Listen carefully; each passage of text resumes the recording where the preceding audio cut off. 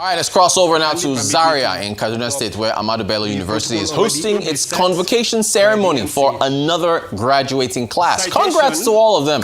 The event promises moments of inspiration and reflection, highlighted by a pre-convocation lecture delivered by Dr. Ngozi Okonjo-Iweala and a special appearance by former President Olusegun Obasanjo, as students, faculty, and dignitaries come together to celebrate academic achievement and excellence. By the Pro-Chancellor and Chairman Governing Council of this great citadel of learning, Ahmadu Bello University, Zaria. The chairman of this event is an enigma. He studied in Britain.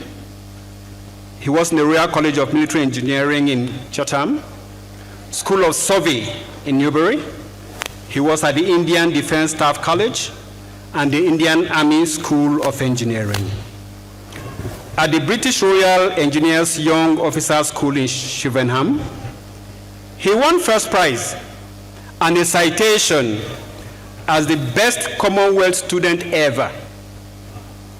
As a professional soldier, he rose to the pinnacle of military service as a general in the Nigerian Army and was Nigeria's head of state from 1976 to 1979. On assumption of office as military head of state, he signaled his preparedness to return Nigeria to a democratic nation with the complements of full democratic institutions. Adopted the Constitution of the Federal Republic of Nigeria in 1979, modeled after the US Constitution, the way for the return to a democratically elected government in 1979. He became the first leader to voluntarily transfer power to a civilian government in Nigeria. This epochal event marked a watershed in the evolution of democratic culture in Nigeria. Before he left office, he sought to migrate Nigeria to the industrialized age by the establishment of so many viable enterprises, including the Ajaokuta Steel Company. In the area of education, he introduced the universal primary education nationwide. And to his credit, under him, the number of universities in Nigeria grew from 5 to 13. His foreign policy at the time was built on mutual reciprocal respect and fairness for everyone. He promoted the African peer review mechanism to enable African countries grow on the GIZ development model, and this provided the seed and watered the ground for NEPAD and what we have now, the African Continental Free Trade Agreement. In 1999, when he was elected as a civilian president, he established so many institutions that we cannot forget in a hurry. The Economic and Financial Crimes Commission, the Independent Corrupt Practices and Other Related Offenses Commission, and strengthening the Code of Corporate Governance, the Code of Conduct Bureau. And these agencies fought corruption to a halt. He ran an inclusive government and attracted to participate in government some of Nigeria's finest technocrats from different parts of the world, including our guest lecturer today. At the end of his tenure in 2007, the Nigerian economy had grown from 3% to 6% GDP. Foreign reserve had mopped up to a whopping $43 billion and secured unprecedented debt pardon for the country from the Paris and London creditors. He's a reformer par excellence, and his deregulation and liberalization telecommunication sector ushered in an era of unprecedented mobile telephony in Nigeria, ICT penetration, and unbundled huge employment and investment opportunities in the sector. OBJ, as he's fondly called, is widely decorated with over 50 national and international recognitions, among which is the Grand Commander of the Federal Republic of Nigeria and United Nations Special Envoy for his role in resolving crisis in Democratic Republic of Congo and in many troubled African countries. Distinguished ladies and gentlemen, may I respectfully ask you to please stand as I invite this great Nigerian and African hero, a compassionate father, a visionary global leader who is today very ably represented by our own Pro-Chancellor and Chairman of the Governing Council, Ahmadu Bello University, Zaria. Please, can we please arise?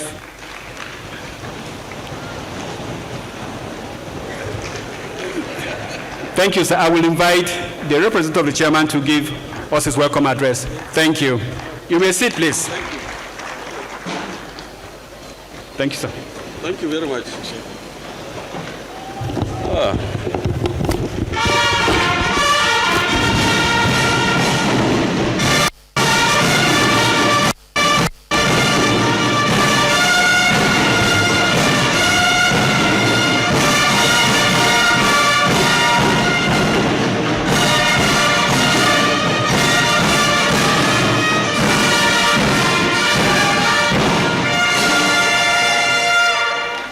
Thank you very much. أعوذ بالله السميع العليم من الشيطان الرجيم بسم الله الرحمن الرحيم وصلى الله على نبي الكريم. Well. Today is certainly a different ball game. Yesterday, we were here, we listened and learned from Right Reverend Welby. Today, I have been drafted to chair an occasion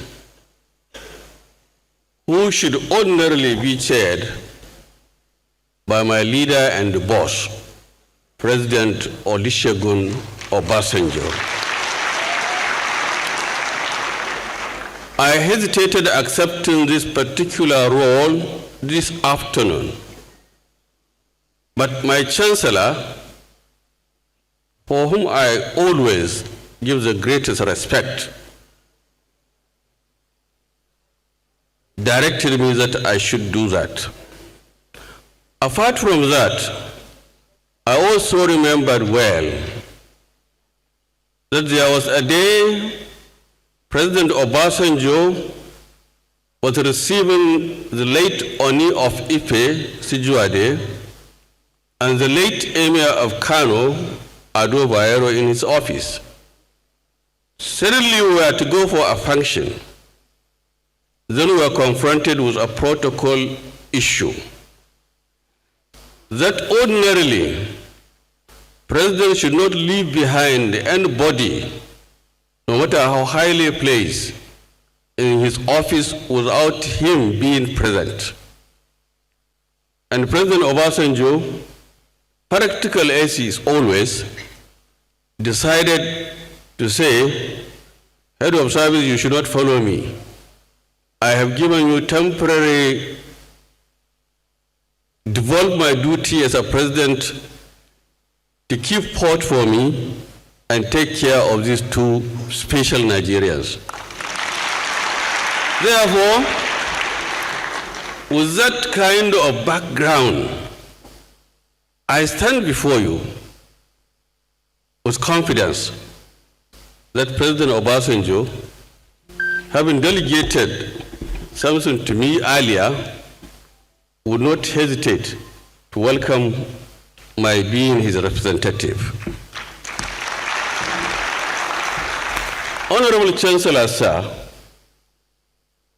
Your Excellency is the Governor of Delta State. Our guest lecturer, my sister, Dr. Ngozi Okonjo-Iweala, the Director General of World Trade Organization, a very pleasant lady, always and every day. Your husband, whom I knew long ago, and who has remained faithful to your success and wherever you go,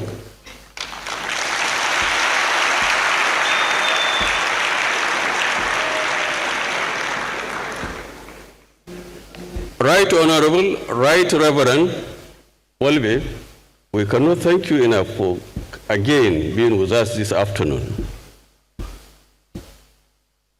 Your Highness, the Emir of Zazzau, you have clearly shown that you are not only the landlord, but a caring landlord.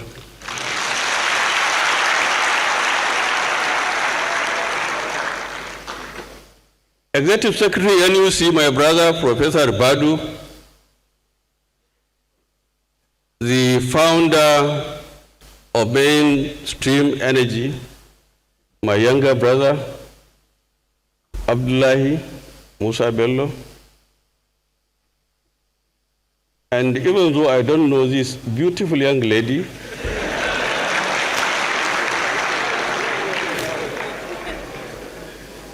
I recognize your presence.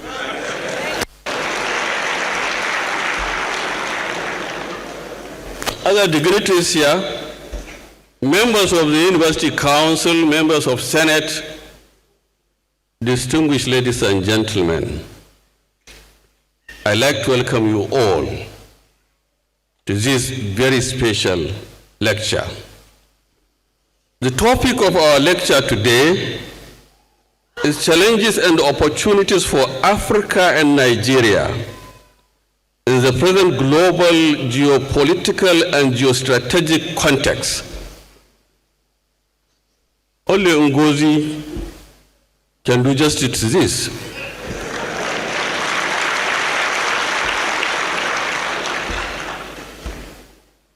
You have to know at this point in time that your geography, your location determines your strategy. If you are placed in Nigeria and you claim to be the giant of Africa, you have to be strategic enough to translate the geography, size, and all other things into being an effective leader in Africa.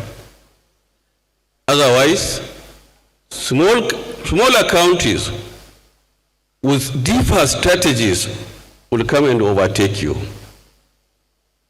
Dr. Ngozi will tell us how to do this. The guest lecturer will be introduced to you, but I personally want to tell you that we have worked closely with her.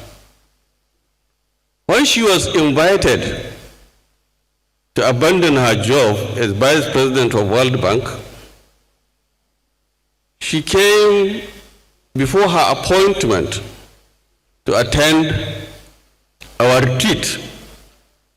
And I remember, because of her sheer patriotism and other zeal to this nation, she reluctantly, at first, accepted, but gladly and successfully served her nation.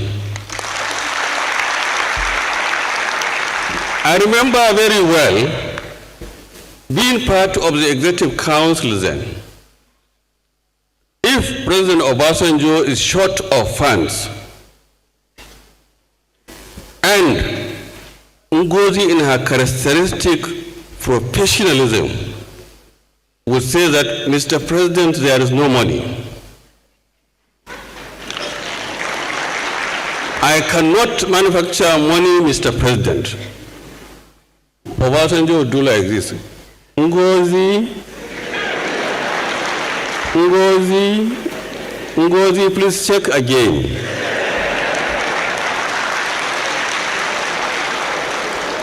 She would finally look at her books, do some magics, and say, Mr. President, I can do half. And President Obasanjo will say, thank you very much. She could not be bent to do things that are out of the ordinary just to satisfy the leaders.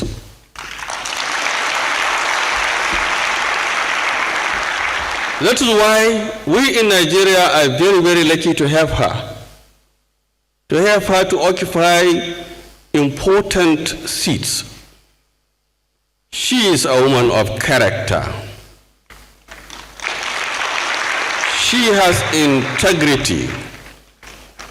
She has uncommon reputation. Reputation internationally as somebody who could be relied upon anytime, any day, anywhere. Reputation of humanity, because whenever President Obasanjo introduced reforms, she would come to my office or invite me to her office to say, how do we implement this with a human face?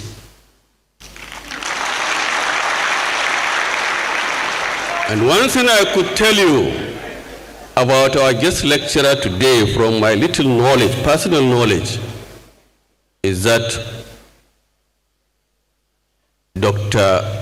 Ngozi is always very angry with any corrective tendency of anybody in government.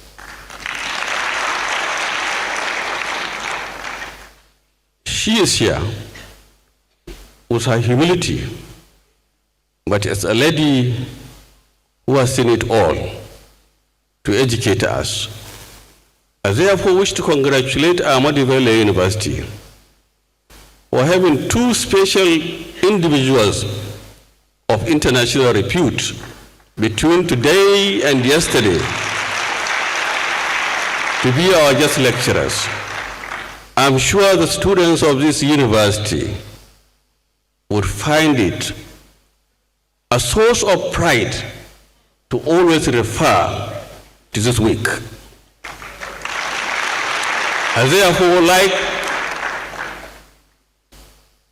to acknowledge the excellent leadership we have been receiving from our Chancellor, the Obi of Onitsha. Sir, Dalu for your fatherly guidance. Dalu, Dalu, Dalu.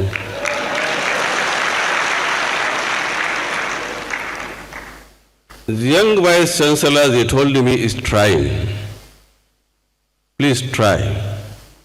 Try. Try. I would like this university community to really be a community, to know your geographical location, which used to describe the university, the largest university south of Cairo and north of Johannesburg. I even don't know whether we have not taken over in terms of size the Cairo universities and the Johannesburg universities, including Cape Town. But here we are. We have seen that Nigeria is one. Unity is our greatest weapon.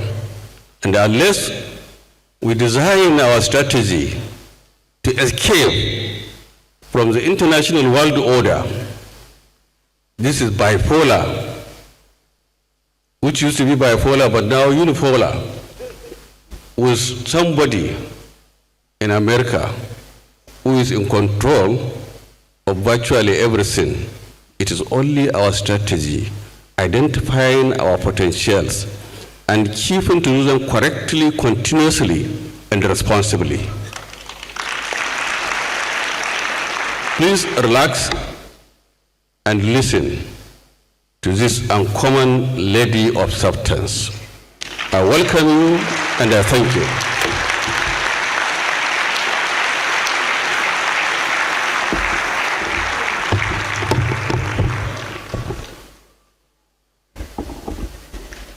Thank you very much, the chairman of today's event. It's my singular honor to introduce and read the citation of our guest lecturer. May I request our guest lecturer to rise as I read her citation. Round of applause for her, please.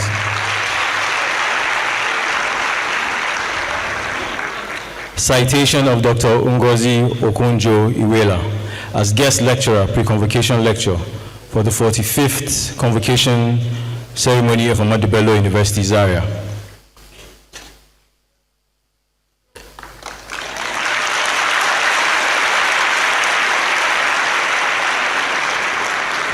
Our speaker is a global finance expert, an economist and international development professional with over 40 years of cognate working experience in Asia, Africa, Europe, Latin America, and North America. Dr. Ngozi Okonjo-Iweala is currently the Director General, WTO, the first woman and the first African to hold this post in the 30 years history of the WTO and 80 years history of the General of the Trade Tariffs. Dr. Ngozi Okonjo-Iweala had a brilliant 25-year career at the World Bank as a managing director. As a managing director, she had oversight responsibility for an $81 billion operational portfolio in Africa, South Asia, Europe, and Central Africa. She spearheaded several World Bank initiatives to assist low-income countries during the 2008-2009 food financial crisis. In 2010, she chaired the World Bank's successful drive to raise $49.3 billion in grants and low-interest credits for the poorest countries in the world. She was formerly the chair of the board of Gavi, the Vaccine Alliance.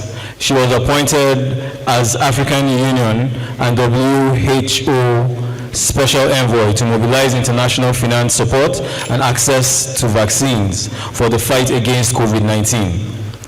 She was previously on the boards of Standard Chartered Bank PLC, Twitter Incorporated, and served as senior advisor to Lazard Incorporated. She is a skilled negotiator and has brokered numerous agreements with positive outcomes for countries around the world. She is firm but very humane, a consensus builder, and enjoys the trust and confidence of peoples and leaders across the world. She is an advocate of the power of trade to lift developing countries out of poverty and to achieve robust economic growth and sustainable development. Our speaker today served as Nigeria's finance minister 2003 to 2006 and subsequently 2011 to 2015. And briefly as the foreign minister in 2006. Under her watch, the Nigeria economy undertook very critical economic reforms to reposition it for the future. As the Minister of Finance in Nigeria, she spearheaded negotiations with the Paris Club of Creditors that led to the wiping out of $30 billion of Nigeria's debt.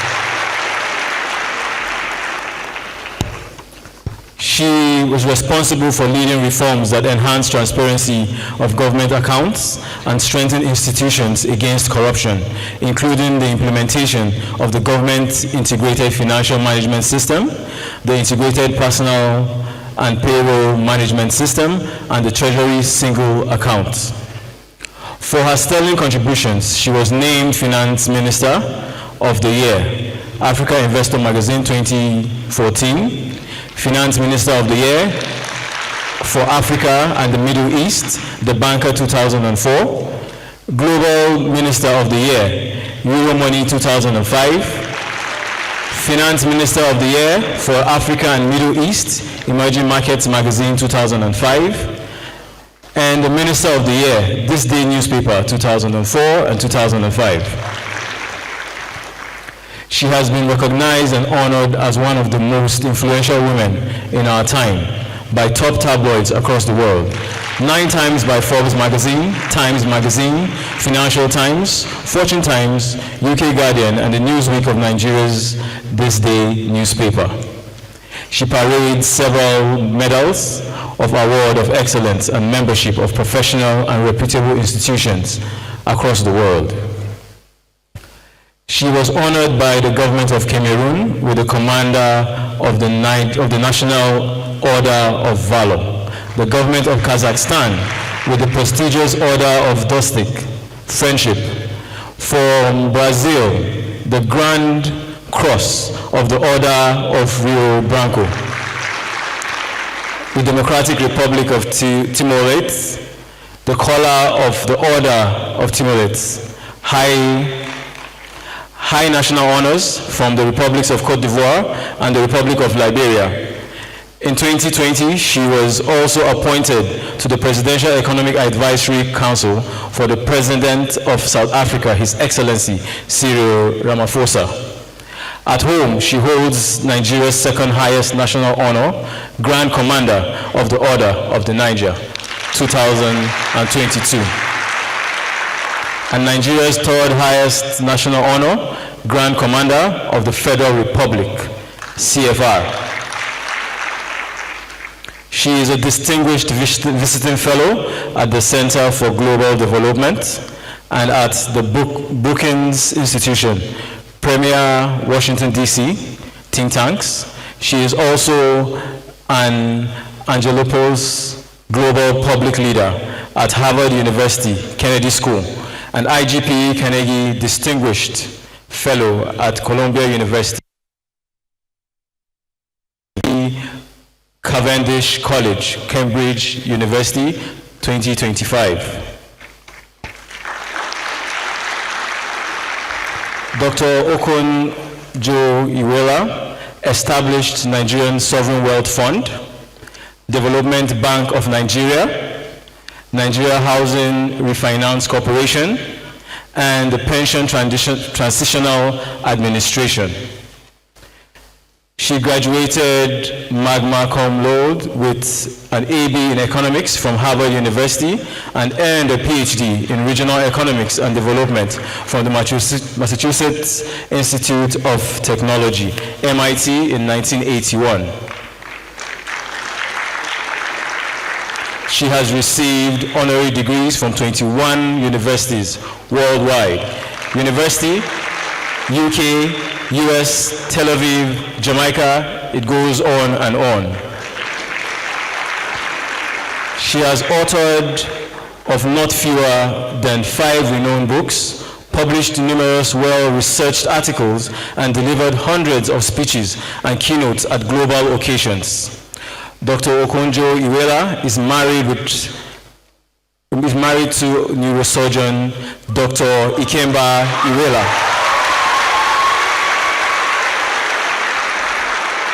They have 4 children and 7 grandchildren. Distinguished ladies and gentlemen, may I respectfully ask you to please stand as I invite this great Nigerian, Dr. Okonjo-Iweala, to deliver the pre-convocation lecture of the 45th convocation of Ahmadu Bello University, Zaria.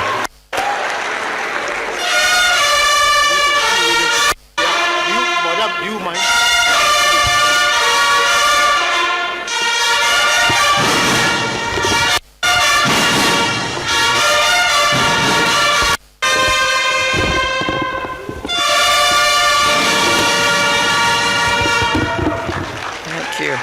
Thank you.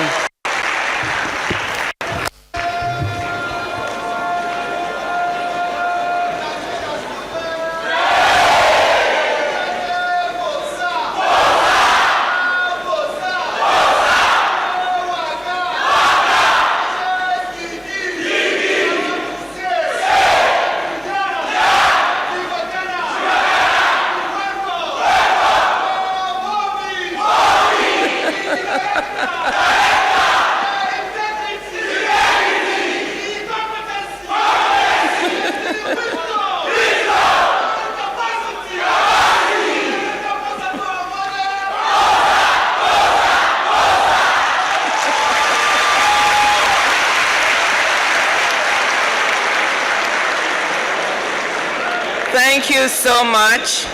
I feel so warmly welcome that I might just stay here with you.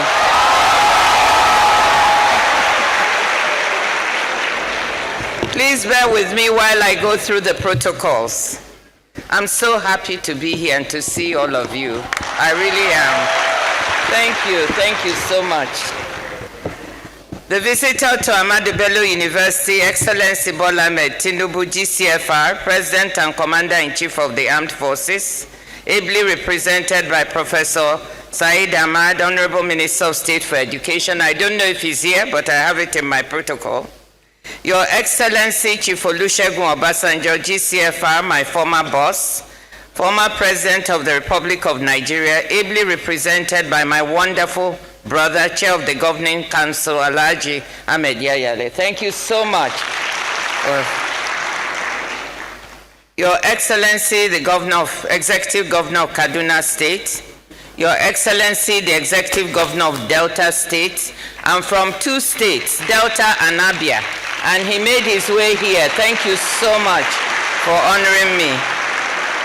Tomorrow you have my other governor, the Governor of Abia State, to be here.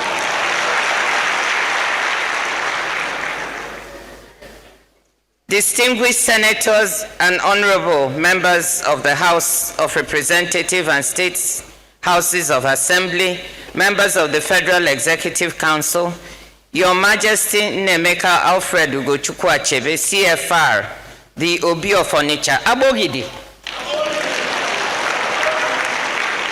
Thank you so much for reaching out to me. Your Highness, the Emir of Zazam, Malam Ahmad Nuhu by Mali, CFR, thank you so much for having me. Your Highness, the Emir of Zuru, the Executive Secretary, National Universities Commission, Chairman and members of the Ahmadu Bello University Governing Council, Right Reverend and Right Honorable Justin Welby, it's wonderful to have you here. Members of the Ahmadu Bello University Senate and Congregation, former Vice Chancellors of Ahmadu Bello University, visiting Chancellors, Pro-Chancellors, Vice Chancellors, Rectors, Provosts, Commandants and Heads of Security Agencies, the President of Ahmadu Bello University Alumni Association. I'd like to recognize a special person, Alhaji Musa Bello, one of our most able philanthropists. And I'd like to also recognize a special person whom all of you have already clapped for, my wonderful husband.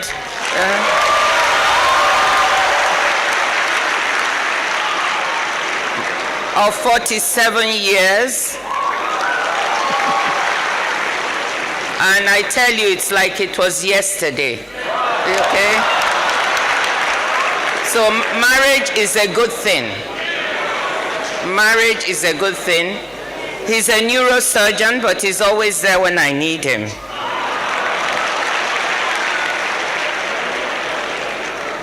Gentlemen and ladies of the press, distinguished ladies and gentlemen, and now I'd really like to recognize the amazing students here.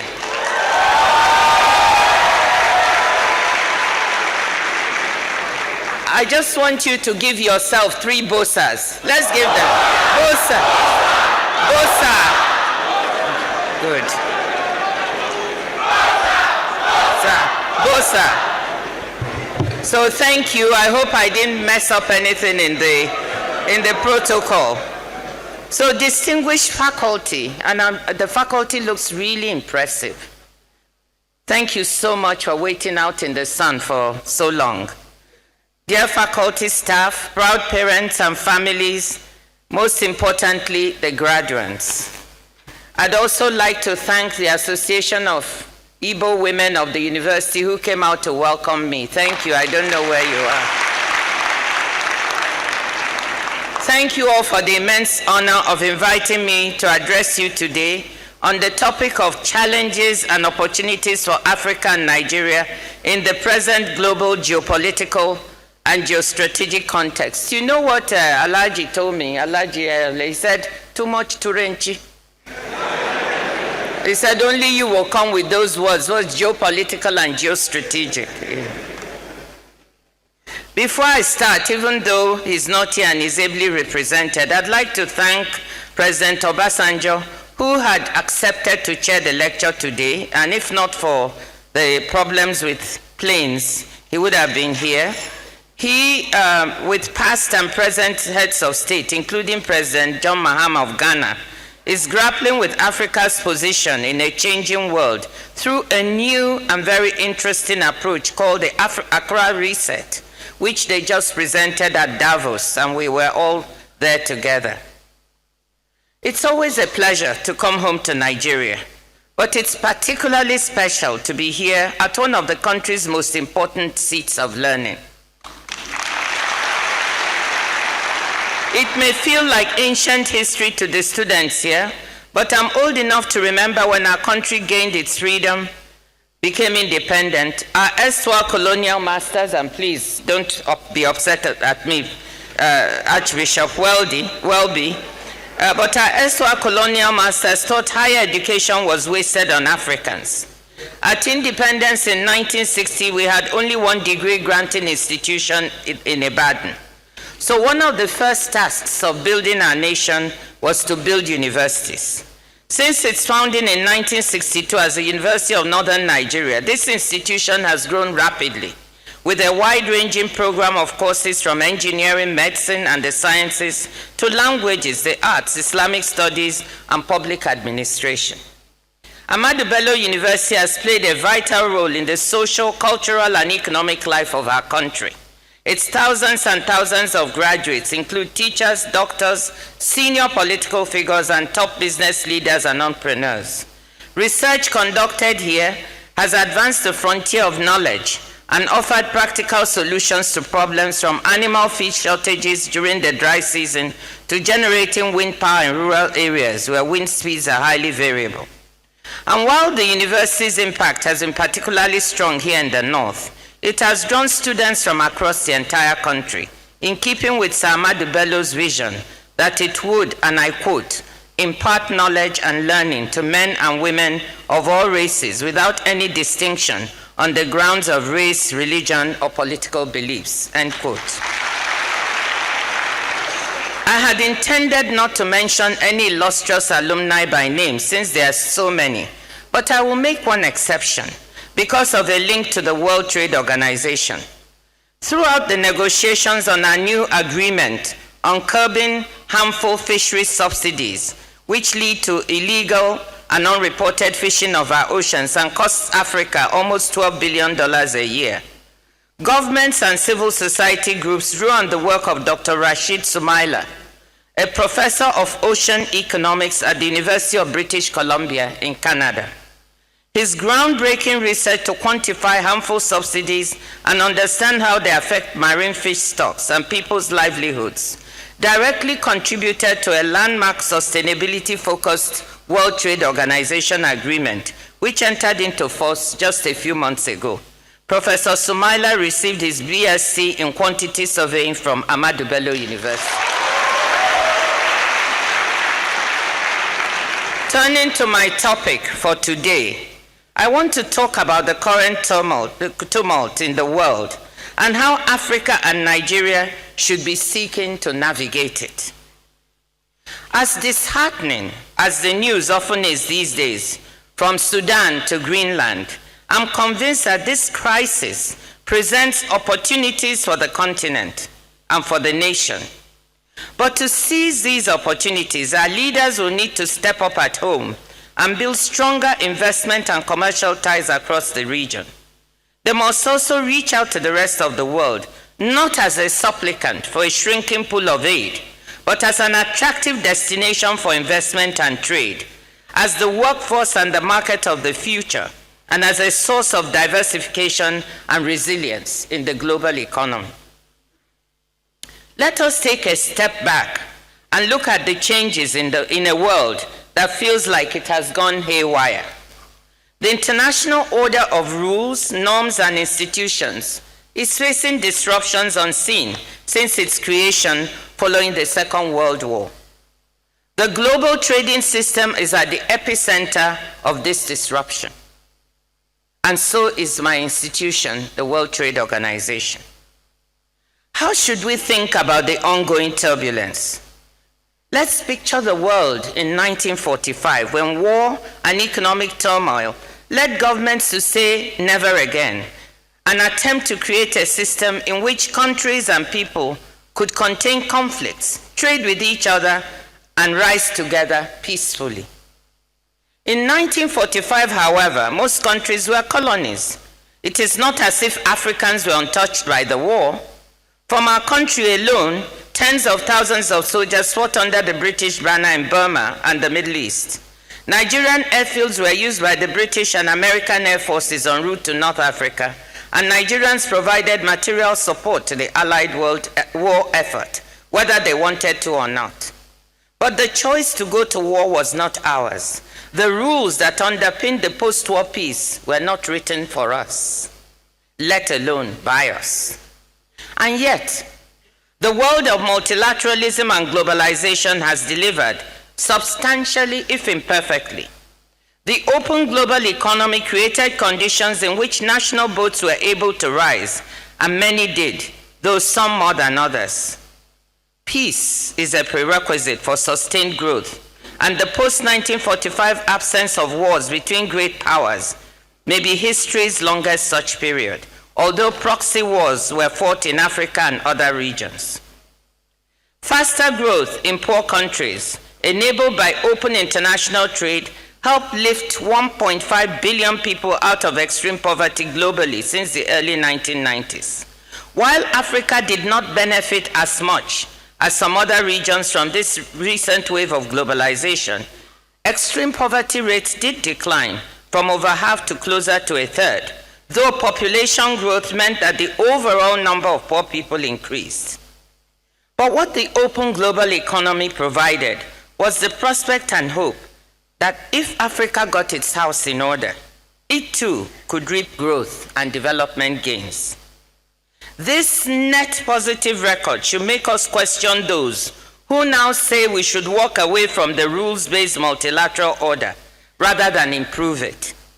It sometimes seems like just as Africa is getting ready to climb the ladder others used to improve themselves, those who created that ladder are now saying, wait a minute, the system doesn't work for us anymore, and we want to pull the ladder away. And we are saying, no.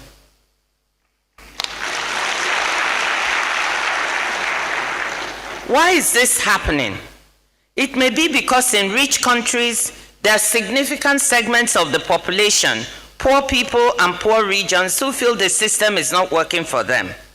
It may also be that the lessons of history have been forgotten, and the benefits generated by an 80-year-old system are being taken for granted. But on deeper reflection, I think there are more fundamental forces at work here that are causing the backlash in some developed countries, principally the US, against the rules-based multilateral system. Let me highlight this by talking about 5 key shifts that I see globally. First, there is the economic shift. In 1995, advanced economies accounted for about 60% of the global economic output in purchasing power parity terms, and developing countries only 40%. Today, these shares have reversed. Developing countries now account for 60% of global output, and advanced countries for 40%. China was a big part of this story, but not the only part. Other developing economies also grew. ASEAN countries like Indonesia, Malaysia, Thailand, and Vietnam followed in the footsteps of the original tiger economies of Japan, Korea, and Taiwan, Chinese Taipei, we call it at the WTO, and Singapore. We saw the rise of India and other emerging markets. Similar patterns were seen in global trade between 1995 and 2024. The share of low and middle income economies in global goods and services exports doubled from 16 to 32%. South-South trade went from a tenth of global goods trade to about 25% today. The rebalancing of global economic output and performance has spawned anxiety and resentment within rich countries. This is one significant factor behind the end of overseas development aid as we know it. Countries feeling squeezed at home are less generous abroad. The USA has sharply cut back its aid spend, and European aid is under pressure as governments prioritize defense expenditures and rearmament in a changing world order in which the US seems no longer to want to be the guarantor of European security and instead could even contribute to their insecurity. The second shift relates to inequality, particularly within countries. Stock markets are booming, while ordinary people are getting left behind. A report to the G20 last November from an expert group led by Joseph Stiglitz, the Nobel Economics laureate, pointed to a global increase in incomes and wealth at the upper end of the scale,